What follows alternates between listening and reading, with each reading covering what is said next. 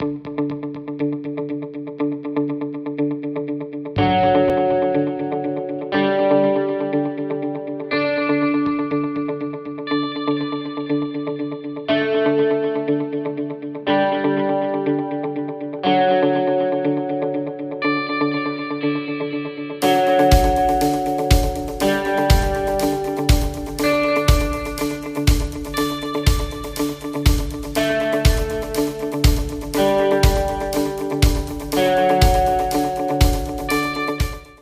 to Breakout with me, Abha, and we're talking about the art of making and breaking rules here. This show is committed to bring to you exceptional people, game changers, business mavericks, movers and shakers, and people who have been there and done that. And guess what? They have agreed to share their mindset. They have agreed to demystify the rules game for us so that we can break out of what we find limiting and break into something that we find necessary for us. Because from these guys, we've learned that there is only one rule to life, and that is that there are no rules to life. We make all the rules on the way. Everything is figure outable.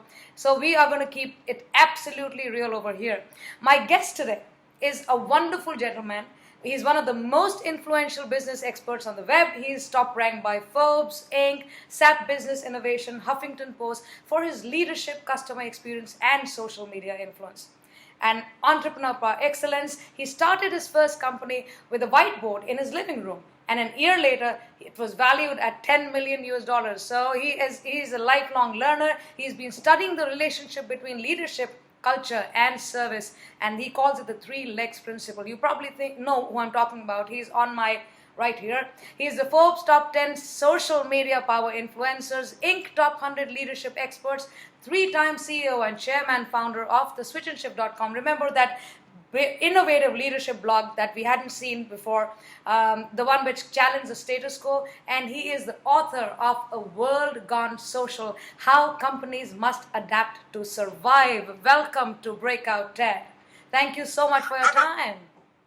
Yeah, thank you so much for having me. Oh, you're very welcome. One thing that I'd like to point out, I apologize that we didn't discuss this before, is my new blog is Open for Business. Okay. Open, F-O-R dot business. Okay.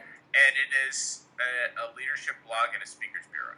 Open for Business, OpenForBusiness. Okay, so you can find Ted's new blog. It's called openforbusiness.com, right? Yes. All right. No, not .com. Yeah. It's .business. .business. Okay, openforbusiness.business. Okay, cool. People can find it. If they search you, Ted Coine, they'll find you, right? Yes. Okay, super. So Ted, I have read your book.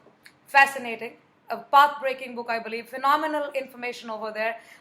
We have gone into this age of influence where the social media has changed this dynamic of how people communicate with each other.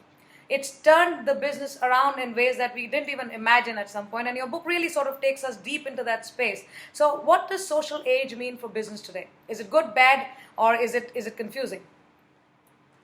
If you like the way things were running in the industrial age in the 20th century, then you're probably uncomfortable right now.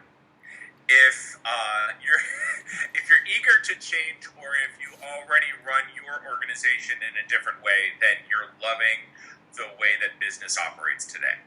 And that stress between the old ways and the new ways is causing a lot of we talk about disruption all the time. We use that word too often, right. But the social age is the age of disruption. We are in a period where the old companies are kind of dying off, and the new companies are rising to the fore. Right.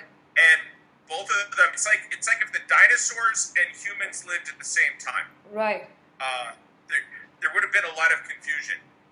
Yeah, I guess so. And I think through your book, while I was reading it, there was this whole concept which from the beginning to the end you have said over and over that the consumer and the customer is now in the forefront. We are all on the same platform, on the same page, at par with each other, and it is open to us to leverage this resource in the manner that we want to. So just give us a little bit of, because I think a lot of businesses are looking for customers and consumers. How does social media, we are only, like a lot of people go out and make themselves visible. But I think it's more than visibility.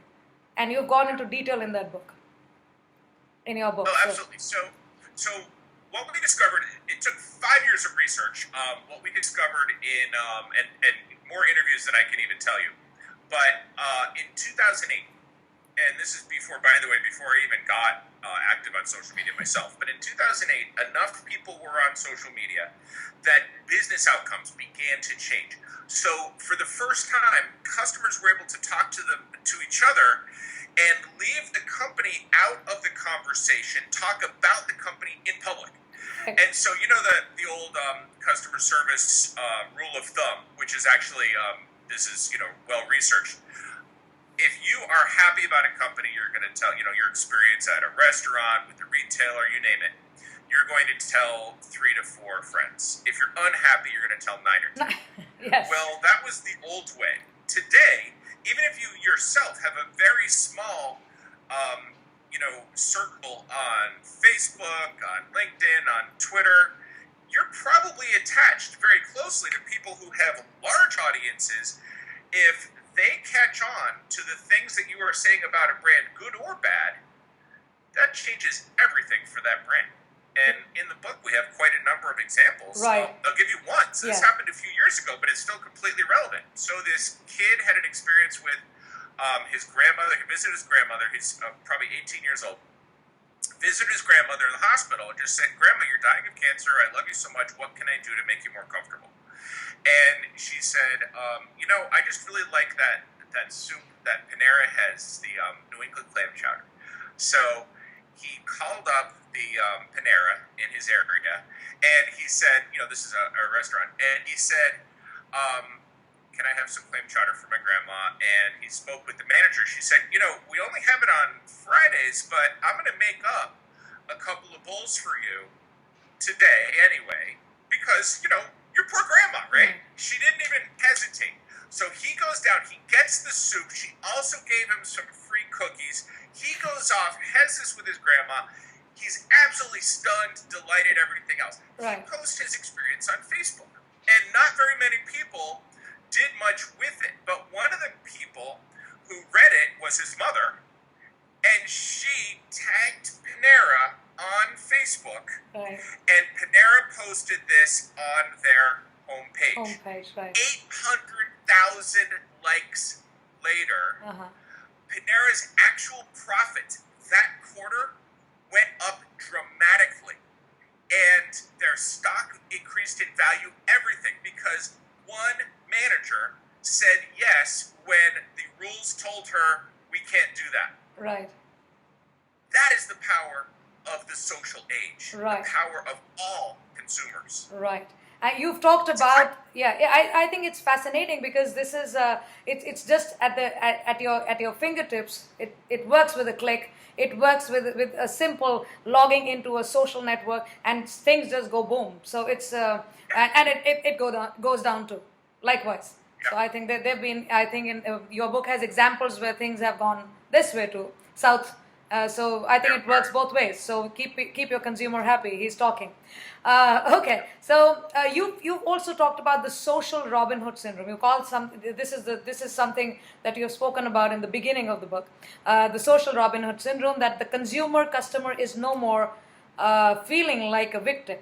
He has a voice. Right. So why did he call it social Robin Hood?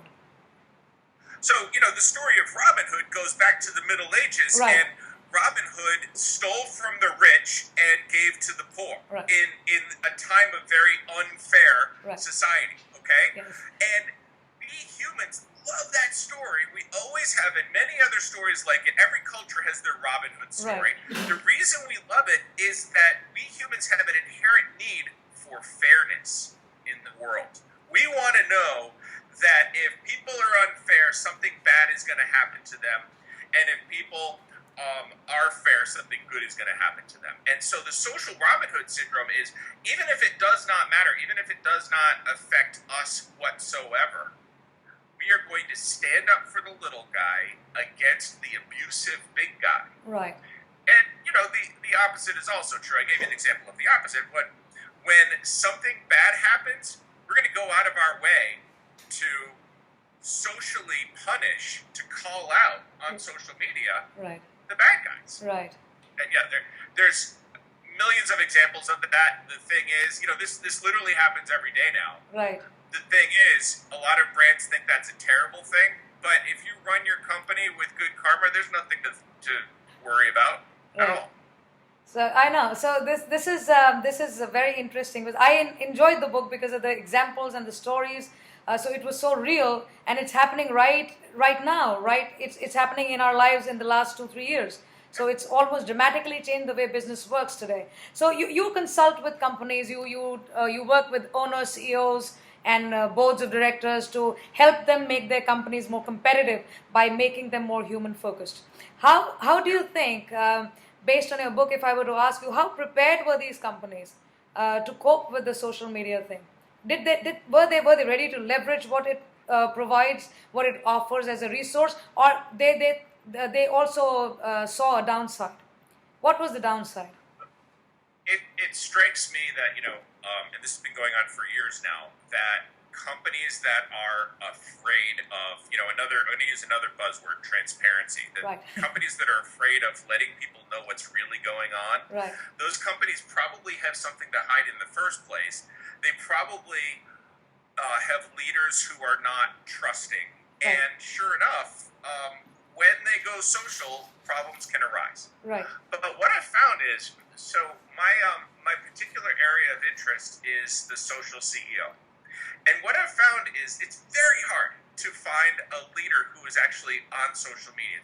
Seriously, even brands where you think, by now, why wouldn't you be on social? They're just not there. Right. And others, though, that I've talked to, and I've just said, okay, I'm a social media author. Of course, I'm going to be telling people to get on social, but you are a business executive. You run a billion-dollar company. Why did you do it? And more importantly, I ask these leaders, why do you continue to do it?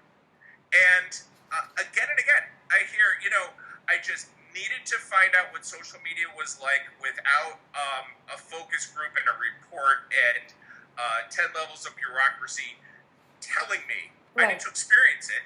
It was really easy. And once I got on, one of the things, so for instance, Chuck Robbins of, I'm sorry, SAP's CEO, whose name slips my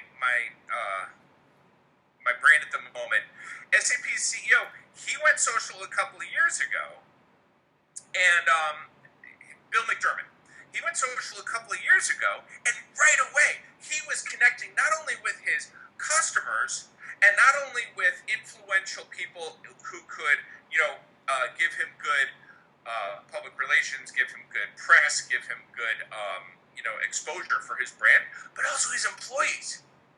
He said, I went on Twitter and I started speaking with SAP employees all over the world, and the difference that has made is amazing. Right. One of the things you can do is you can talk directly as a leader to your people all over the world in all different departments, and all of a sudden you're connected directly rather than having this chain of command that gives you the rosy picture that is in their best interest. Right. That's very powerful tool. I think I'm going to read out a quote that you have used often, and I love that because it applies to every place. So you say, I'm driven by the notion that the only reason we are here, the only thing that really matters, is to make the world of ours a better place than we found it. Now, in a world gone social, I think you've picked that part, and I'm gonna ask you to take us to the place of the use of word good and evil in the book, which has been used quite often. Good and great, which has been used quite often, and you use the word good at many places. And this quote plus the usage of these words plus the book, give us an overview of the good when you're talking about in business, because this is like this is a market-based system, a capitalist system, where it's almost like people are picking out on other people, sort of. It looks as if we are fleecing other people. It looks like something of that sort, all very negative. So you have given a very nice explanation, and the version that you have talked about as good and great, good and evil is very interesting. So take us there, please. Sure. So So Jim Collins, wrote a book some years back, Good to Great, where he talked about how companies can go from thriving to absolutely crushing Right. their market, which Right. I love it. It's a very good book. But what I'm more interested in is good moral business practices, and I'm not talking about any religious context whatsoever. I'm just talking about treating people with respect, Right. actually trusting your employees to be smart.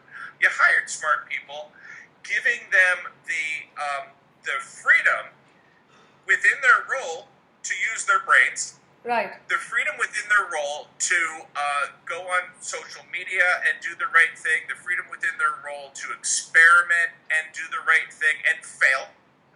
If you take small, tiny little experiments, you're not going to destroy your business, but you are going to learn much faster. Right. Whether your experiment succeeds or fails, you will learn for the next experiment. True. And these things are all based on trust. People who trust other people are coming from a place of moral goodness. And what I Yes. found is that people who don't trust other people are probably coming from a place of, as you said, taking. Right. And, it's really, it kills a business Right. when you have a taking mentality, because Right. what happens is you turn off the morale. We humans want to, except for just a couple of sociopaths Right. who are out there, very small portion of our Right. society. We humans are moral creatures, Right. and we want to do the right thing. Exactly. We want to treat our customers well. We want to treat our community in a way that we feel proud of when we are, doing things with our family Right. after work on the weekends. We want to treat our employees well. You don't want to be a boss who takes. You want to be a boss who enables. Right. And so when you run a company with bad karma, you're going to turn people off. You're going to drive away top talent, and you're going to keep the leftovers, which is doubly deadly. Right. When you lose the top talent and you keep the people you shouldn't have, Yes, your man. company is in Yeah. big trouble. Yeah. Big trouble. Right. And the opposite of that is also true. Right. When you are attracting wonderful people, and those people are building your company, Right. and you're also repelling bad people, they don't feel welcome, they don't feel comfortable. They Right. say, there's something wrong with this place. Yes. Somebody described Disney as a cult of happy, positive people. Yes, And yes, so if yes. you're a negative person, Yeah. a cynic, a taker, you're not going to work at Disney long. Right. And that's a wonderful thing. Right. No, It's like, I agree. I agree. I think it's all boils down to the human to human respect, and where we just drive ourselves away and cause human to human harm without sort of realizing that it is boiling down to karma, it is boiling down to negativity, it's boiling down to poor results, because happiness is a different energy altogether. And a lot of people don't sort of accept, we want to make business look very serious, we want to make business like a fighting, it's like war out there. But I think despite the competition, there is a possibility of keeping things nice and happy and positive and moving forward in a good way. So yeah, great way to look at it. Ted, I want to take you to your most interesting and powerful TED video. Ted has spoken at TED, and it's called The Power of Impatience. So the anti-stress lobby does not like you because you say be impatient. A lot of people are teaching stay patient, stay calm, meditate, and this and that. You say no, go out there, get impatient, get moving, do it now. So what is that about? Yeah, you're right. I have many friends who are, one of my best friends is a man named Akim Noak. He just published a book called The Moment, and his book is all about enjoying appreciating the moment that you are in. Right. And I love the book, but he kicks me, and many other people do as well. What I talked about in that TED video is, and the first 7 minutes were pretty much jokes, and the second 7 minutes I got serious. So if anybody wants to watch my video and they don't like jokes, they can just fast forward. But what No, I think people have to see your humor as well. The book has Well, so much humor and fun. I've just enjoyed reading that. So I think anybody who has to watch the jokes first, please, yeah, enjoy the humor. All right. So when I was joking about the truth anyway, which is that you really need three things to be successful. You can't let life happen to you, and if you are so patient that you are passive, you're not going to accomplish anything. A lot of the great people in this world who have accomplished things have said, the way the world is, or the part of the world that I'm interested in, my passion, it's not right today. And I can't wait another minute for it to change. I'm going to set out to do it, but I will take as long as I must in order to make change happen. So you need your impatience, that's the first thing. And then you need stick-to-itiveness, you need perseverance. And tied to those things, you also need a good cause. Because you know what? Without a good cause, I don't want to help you. I don't want any of my advice to be useful. If you're not a good person, please don't watch my video or read my book or anything else. They won't find it right. I think the good part about that video, and I've seen your work, I'm deeply inspired by what you're doing and the whole moral fabric that you talk about all the time, because that takes us to a more positive place and a more positive state of mind to be able to do things that we want to do. So having a good cause, having a certain amount of persistence behind it, being impatient and going out and just doing it, that's fun. A lot of people just sit back and think, somebody else is going to do it for me, and then sometimes it's going to happen. No, that doesn't work, I think. According to Ted, it doesn't. According to me also, it doesn't. It doesn't. So, yeah. Ted, tell me, who is your biggest inspiration? I'm inspired by you, so I'm sure you're inspired by somebody else. I'm inspired by great people who have accomplished wonderful things, but I'll tell you, I'm also inspired by people who are less famous, who are just wonderful in the way that they live. Right. I'll tell you, one thing that inspires me every single day, my two daughters are wonderful singers, which is hilarious because I literally can't sing. Okay. When I try to sing, people throw tomatoes at me. But, that just so inspires me because these little girls are using their little voices to make beautiful music, and I say to myself, I didn't do much. I just passed on my genes and I raised them. I can't be responsible for those voices, but man, their passion for their art is making the world a better place, at least in the little corner where they're singing, and that makes me so happy. Wow. It doesn't have to be Abraham Lincoln, Mahatma Gandhi. Right. I love those people. But it doesn't have to be a world leader in order to make the world a better place. Exactly. I think it's everybody doing their thing with passion. Yes. And as I said, with resolve, with let's do it. Right. I think that's beautiful because having those little things take you the moment of happiness within. And not just going after the big things, but enjoying every little bit that is happening around us, being able to appreciate, being able to absorb, being able to embrace. I think that is beautiful. And children, I am inspired by my children all the time. They are my biggest teachers, biggest critics, biggest teachers, and they pull my leg so much. So I know what you're talking about. I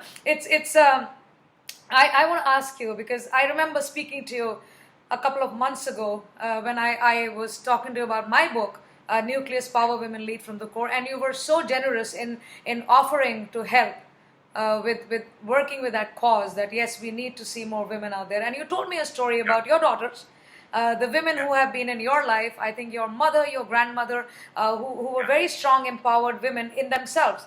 They weren't big people, but they were people who were strong, and those strengths they allowed, because they were strong, they allowed you to build your strengths. So I'd love to know more about that. I'd love to know where you get that whole idea of morality, moral fabric, the good part, and how did the women in your life, in your family, help you be in that sense, that manner? Sure. I was raised by two very morally strong individuals. And I have two older sisters, and it was just never a question. If you're a Coine, you are intelligent, you are hardworking, but most importantly, you never even question that you are a good person. Right. And good people who know they're good people make different decisions Absolutely. than people who think, I hope I'm good, but I'm not so sure, Right. or people who don't think about it, or certainly then, we don't even need to talk about the rest. Right. And being raised, it's really funny because there's no way out, Right. My mother's today, she's 86 years old. This woman is incredibly helpful with her friends. So, for instance, I'll just give you an example. This is an everyday example, but I'm absolutely, shocked by how generous she is. She has a friend who's undergoing cancer. She's being treated for breast cancer, and it's a very hard time for her. And she lost her husband a few years ago, and he was her rock. And so my mother is stepping in to be the rock, and unfortunately, it's a lot of emotional work from my mother, who's 86. The poor lady, she deserves to just kind of relax, but she doesn't know how. Right. And just watching her make the right decision for her friend without even thinking about herself, that's a good example. I mean, that's the type of example that filters through a family. Right. Having somebody like that, I remember years ago when my grandmother she was living in Arizona. We were living outside of New York City. It's about a 3-hour airplane ride away, or 4-hour. So really far away. My mother just dropped everything for several trips to go help my grandmother until finally, okay, we have to take this lady to live with us in Connecticut. And that's the other thing. She took her grandmother to live with us in Connecticut.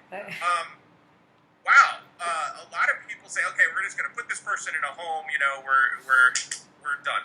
And her never even thinking about such things until, at the very end, that's a different story. She needed medical help. But for her to not think about herself, to think about caring for her family, Right. that type of example, it's really hard to then not Right. do the right thing, because my mother's always over my shoulder, Uh-huh.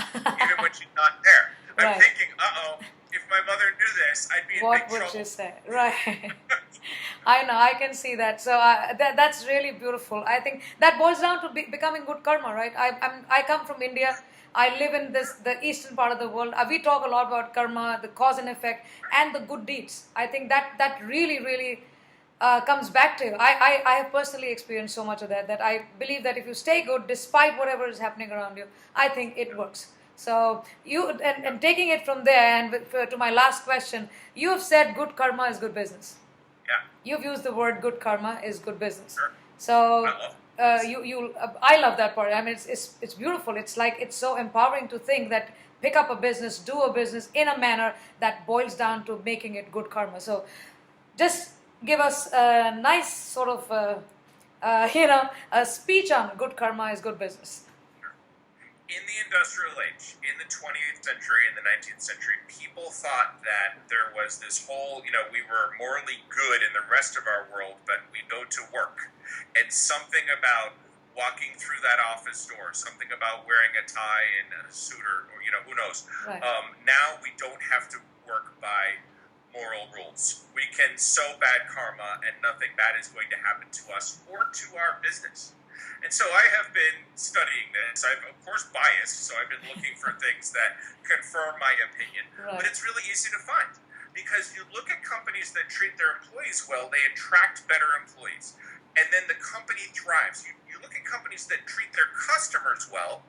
I'll give you one example. So there's an airline in the U.S. called Southwest Airlines. Right. They started in 1972. They have been profitable every single year since 1972. And you look at all the other American airlines. That's actually the name of one. But anyway, you look at all the other airlines that are founded in the United States. They have been highly unprofitable.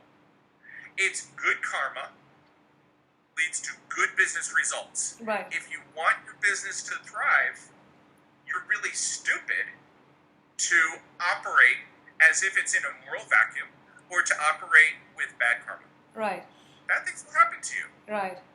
That's And part it's of the just game. not That's great. part of the game. But I personally know a lot of people, a lot of businesses who have chosen to stay out of that moral framework, shut down, people running away, attracting all kind of nonsense. So I think it's very, very important. I just love that thing. Good karma is good business. So Ted, thank you, the author of A World Gone Social, a brilliant book, a phenomenal path-breaking information there, fun book. I think it's very important that we start seeing things and seeing the social aid as something that can actually add to our karma in a good way. So thank you very much, Ted.